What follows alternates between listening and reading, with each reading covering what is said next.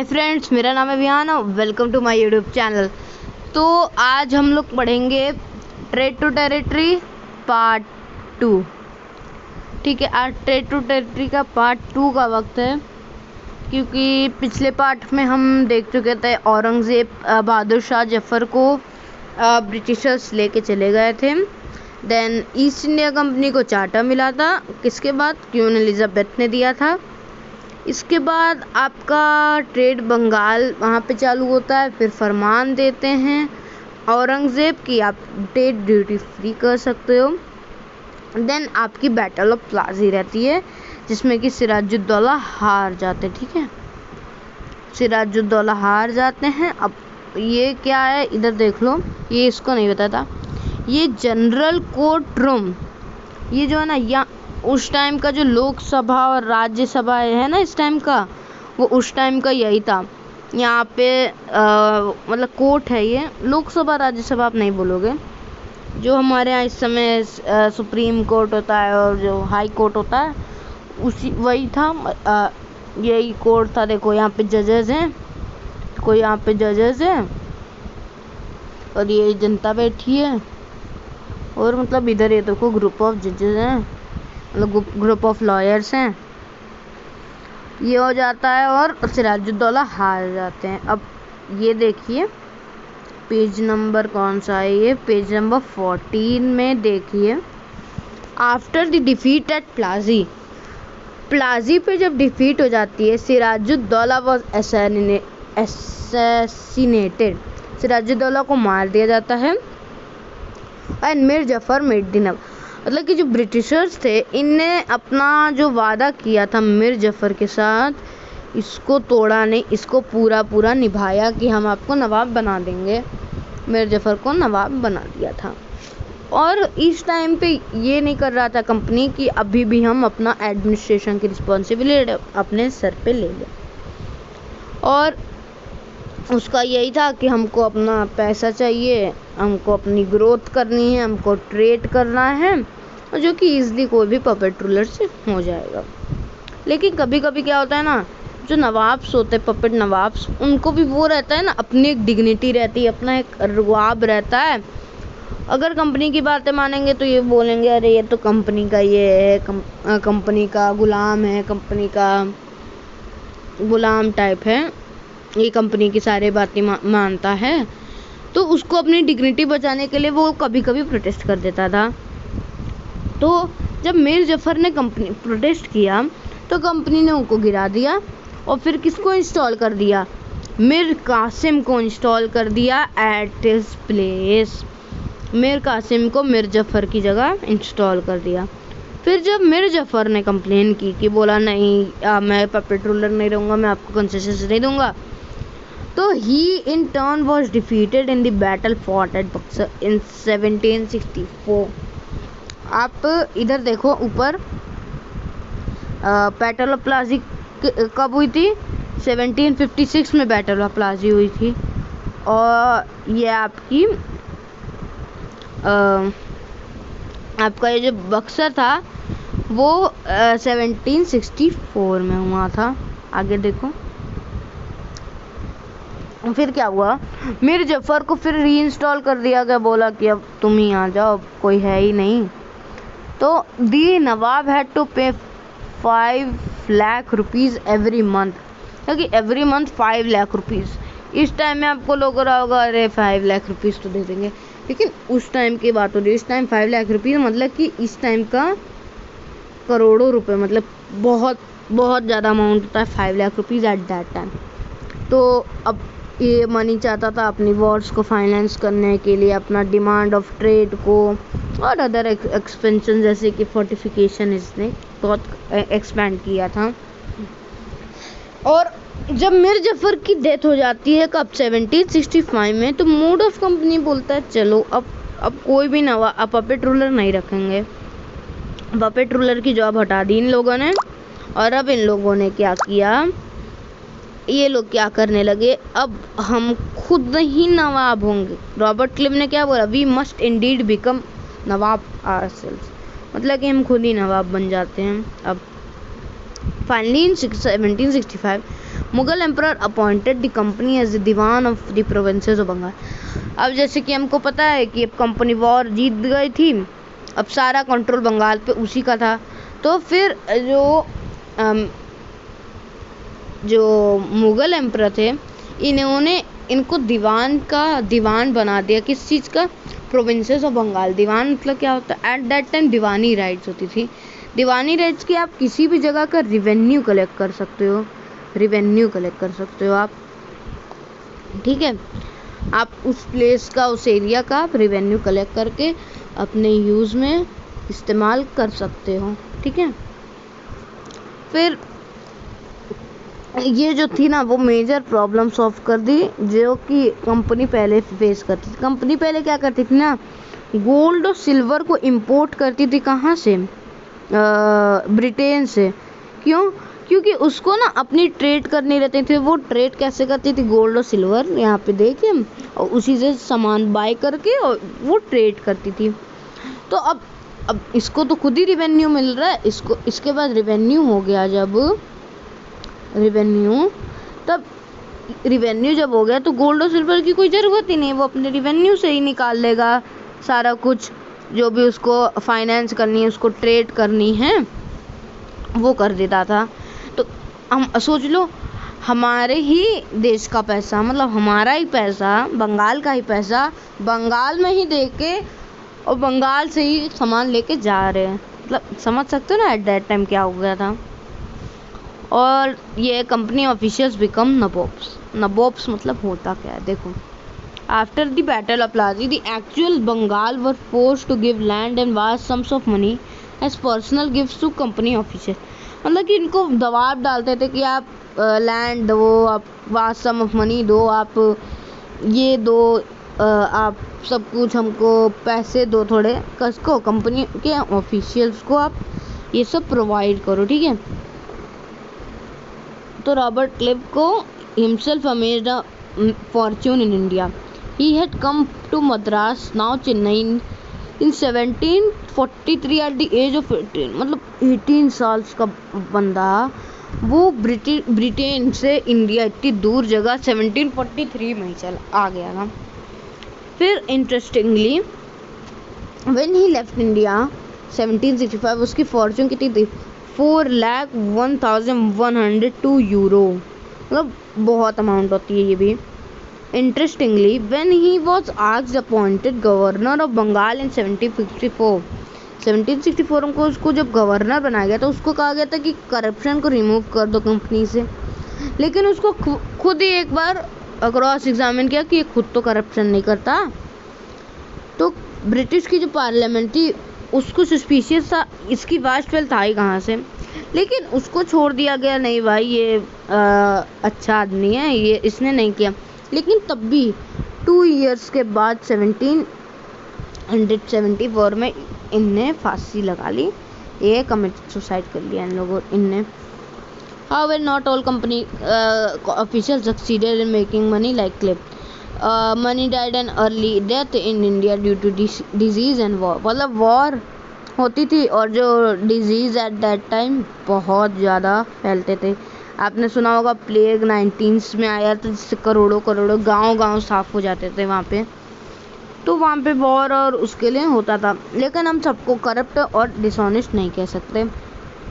बहुत लोग humble background से आते तो उन्होंने अच्छा पैसा कमाया और ब्रिटेन में जाके इतनी भयानक लाइफ जी, फ्लैशी लाइफ जी कि, और मतलब कि और अपना पैसा दिखाना, मैं ये हूँ, मैं वो हूँ, मेरे पास इतना पैसा है, मेरे पास बंगला है, मेरे पास गाड़ी है। मेरे पास गाड़ी तो एट दैट टाइम नहीं रहती थी, तो मतलब अपना दिखाना नहीं होता, एक भौकाल छाना, वो क्या कहते थे, दे वर द कॉल्ड नवाब्स, ठीक है। आगे देखो, company rule expanded. If we analyze the process of annexations of Indian states by the East India Company from 1757 to 1857, कभी कभी वो एक डायरेक्ट मिलिट्री अटैक, मतलब यानी कि वॉर करता था। मेनली वो पॉलिटिकल, इकोनॉमिक और डिप्लोमेटिक मेथड्स करता था ताकि वो अपना किंगडम बढ़ा के पूरे इंडिया पे कवर कर सके, ये सारा ब्रिटिश का हो सके, ठीक है। After the Battle of Buxar, the company appointed residents in India states. They were political or commercial agents and their job was to serve further the interests of company. मतलब कि रेजिडेंट्स अपॉइंट किए थे जो कि उनका job को मतलब was to serve और इंटरेस्ट ऑफ मतलब कि उनकी देखभाल करना टाइप. अब इनने क्या लगाया तब देखो. Sometimes the company force the states into subsidiary alliance. Subsidiary alliance मतलब कि इंडियन को अलाउ नहीं किया जाता था कि आप खुद की आर्मी रखो. आप खुद की आर्मी नहीं रखोगे. जो ब्रिटिश की आर्मी होगी मतलब कि जो कंपनी की आर्मी होगी वो आपको वो प्रोटेक्शन दे देगी. आपको उसके बदले हमको क्या करना पड़ेगा, सब्सिडियरी फोर्सेस पे करना पड़ेगा. लेकिन अगर आप पे कर नहीं कर पाते हो तब आपका पार्ट ऑफ टेरिटरीज को ले लिया जाता था. हैदराबाद को ऐसे ही ले लिया गया और नवाब अवध को आधा टेरिटरी देना पड़ा. कब? 1801 में. ठीक है, आगे देखो. Tipu Sultan the tiger of Mysore. ये क्या था? The company resorted to direct military confederation when it saw threat to its political और इकोनॉमिक इंटरेस्ट. मतलब कि अगर जब देखते थे पॉलिटिकली और इकोनॉमिकली नहीं हो पाएगा तो वो मिलिट्री अटैक कर देते थे. जैसे कि मैसूर पे किया था. इनके दो पावरफुल रूलर थे, हैदर अली और टीपू सुल्तान. हैदर अली 1761 से 1782 और टीपू सुल्तान 1782 से 1799. Mysore controlled the profitable trade of Malabar coast where the company purchased pepper and cardamom. In 1785, Tipu Sultan stopped the export of sandalwood, pepper, cardamom. मतलब कि जो टीपू सुल्तान ने क्या किया, सैंडलवुड, पेपर और कार्डमन की एक्सपोर्ट को स्टॉप कर दिया और लोकल मर्चेंट को डिसअलाउ कर दिया. ट्रेड नहीं करोगे आप कंपनी के साथ, किसी के साथ भी करो, ट्रेड नहीं करो कंपनी के साथ. तो अब और जो फ्रेंच के साथ इन लोगों ने रिलेशनशिप कर लिया, तो जो कि खुद एक ब्रिटेन का वो था, ब्रिटिश का अपोनेंट था. तो इनने इनकी मदद की और अपनी आर्मी को मॉडर्नाइज किया बाय द फ्रेंच.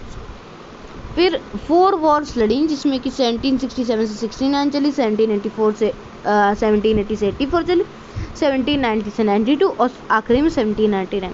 आखिरी में एंड हुआ 1799 जब टीपू सुल्तान अपने कैपिटल सेरिंगपट्टम को जीतते जीतते डेथ हो गई थी इनकी. और इधर देख लो. फिर इसको कर दिया गया था वोडियार्स, जो हैदर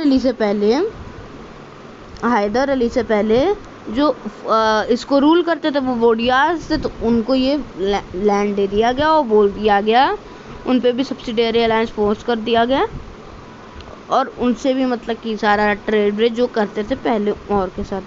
देख लो लेजेंड ऑफ टीपू क्या है.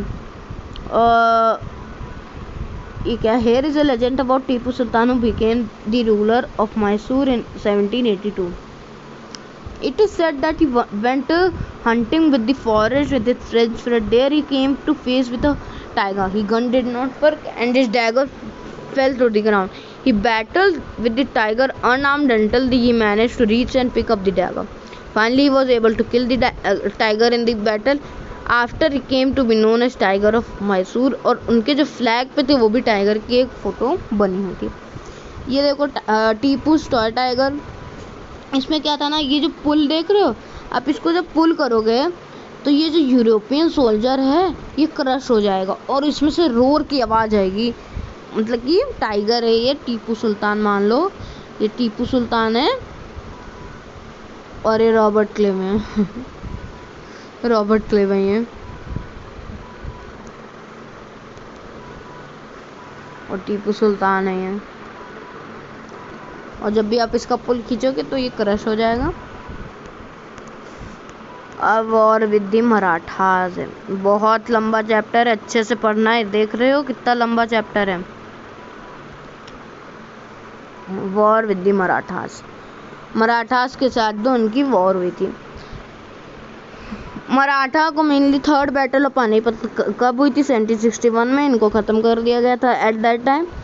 और इनके जो स्टेट को अलग अलग चीफ या सरदार में वो कर दिया गया था, जिनको सिंधिया, होलकर, गायकवाड़, भोंसले, और इनको टुगेदर एक कॉन्फेडरेसी में रखा गया जो थे अंडर अ पेशवा या प्रिंसिपल मिनिस्टर, और who became it's effective and military and administrative head base in Pune. अलग कि अपना एडमिनिस्ट्रेटिव हेड बेस पुणे में रखा। Mahadaji Scindia and Nana Phadnavis were two famous Maratha soldiers and statesmen of the late 18th century. Marathas were subjugated in a series of war. 1782 से 1882 of Salbai हुई, जिसमें कि कोई क्लियर विक्ट्री नहीं थी। सेकेंड एंग्लो मराठा वॉर हुई, और ये इसमें क्या हुआ, ब्रिटिश को ओडिशा और territories of north of Yamuna river ये इनको मिल गया, और दिल्ली मिल गया। मतलब कि मराठा दिल्ली पे फिर से कब्जा करना बहुत मुश्किल हो गया। थर्ड एंग्लो मराठा वॉर में इनको क्रश कर दिया गया, मराठा पावर को, पेशवा को रिमूव कर दिया गया और उसको बिठूर में सेंड कर दिया गया, विथ पेंशन के साथ उनको बिठूर में सेंड कर दिया गया। अब क्या, क्लेम टू पैरामाउंटेंसी। अब ये थोड़ा अलग सा चैप्टर ये है। Under Lord Hasting governor general from 1813 to 1823 a new policy of paramountcy was initiated. Now the company claimed that its authority was paramount or supreme, hence its power was greater than that of Indian state. In order to protect its interests, it was justified in annexing and threatening to annex any kingdoms. This view continued to guide later British policies as well. मतलब कि पैरामाउंटेंसी मतलब कि अब Britishers सबसे ज़्यादा supreme हैं। कहाँ पे, इंडियन सब कॉन्टिनेंट में इनने बोला कि हम ही सुप्रीम हैं, हम जो कहेंगे वही होगा। The process, however, did not go unchallenged. For example, when the British tried to annex the small state of Kittur in Karnataka today, Rani Channamma took in arms and led an anti-British resistance movement. She was arrested in 1824, died in prison 1829. But रयानन थी एक poor चौकीदार, किसकी थी, संगोली इन कित्तूर, मतलब कित्तूर की संगोली थी। इन्होंने भी लड़ाई की और इनको भी कॉट कर लिया गया और हैंग कर दिया गया, मतलब इनको डेथ दे दी गई कब, 1830 में। ठीक है, और आगे का चैप्टर बहुत लंबा वीडियो हो जाएगा, तो आगे का चैप्टर हम लोग अगले वीडियो में पढ़ेंगे। पार्ट 3 में पार्ट 2 हो गया, पार्ट 1 आप लोग नहीं देखे तो देख लीजिएगा, और चैनल को लाइक करना मत भूलना, सब्सक्राइब करना मत भूलना, और सबको शेयर करना, अपने जितने भी फ्रेंड्स हैं सबको शेयर कर देना ये वाला चैप्टर। सो बाय।